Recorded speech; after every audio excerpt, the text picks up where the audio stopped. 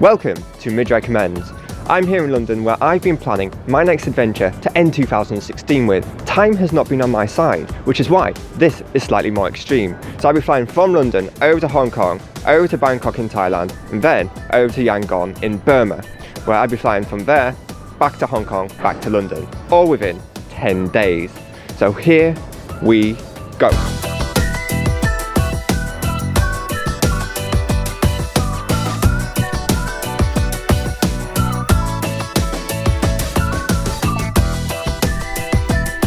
I have less than 24 hours in Thailand, so it's a quick nighttime scout around Bangkok before travelling up north to find the infamous Hellfire Pass. The journey is a long one, travelling 3 hours by car up through Thailand, close to the border with Myanmar, but eventually I reach my destination.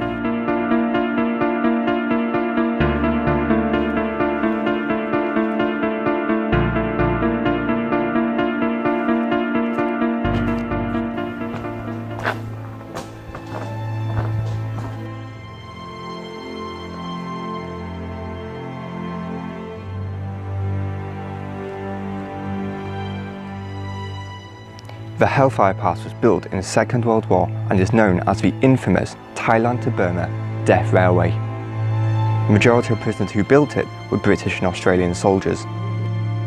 While battles across the world were being won and soldiers and people alike were singing "Britannia rules the waves, Britain shall never be slaves," here it meant something quite the opposite.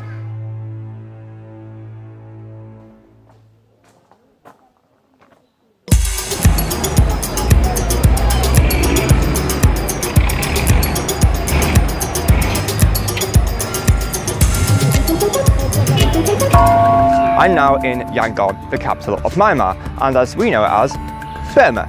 So I've come here because it's very off beaten track and I wanted to retrace some British history. The Strand Hotel is one of the best hotels in the city of Yangon. The fitting architecture was left over by the British, which reflects many of the buildings throughout the city.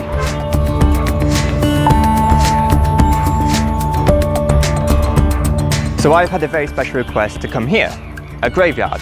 Now, this isn't any old graveyard, this is a British graveyard. Now what's a British graveyard doing all the way out here in Burma and Yangon? So let me explain to you now. In the Second World War, Britain sent out its 14th Army, now called the Forgotten Army. It was one of the biggest and it fought in Burma. And here they are today.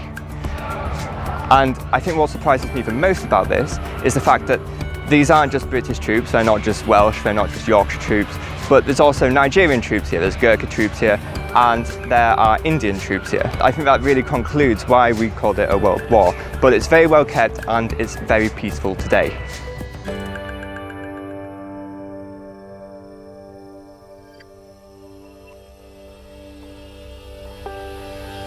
Buddhism is the main religion in Myanmar, with temples 10 a penny. The one just behind me here is called the Shwedagon Pagoda, which towers above the whole of Yangon.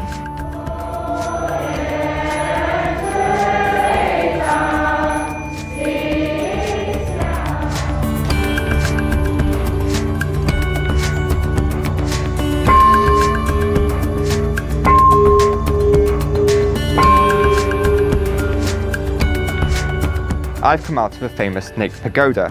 No one knows how it got here, but it's absolutely worshipped.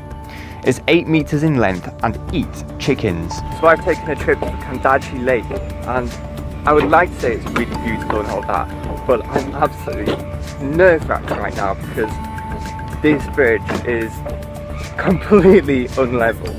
All the blades that you're standing on are completely loose and out of place, and I'd like to enjoy the scenery, but I'm too busy watching where I'm going. This gets better because it closes off because it's so unsafe. Just spin it round. On my last day of Myanmar, I have ventured out to Bago, which is full of archaeological wonders, including the reclining Buddha behind me.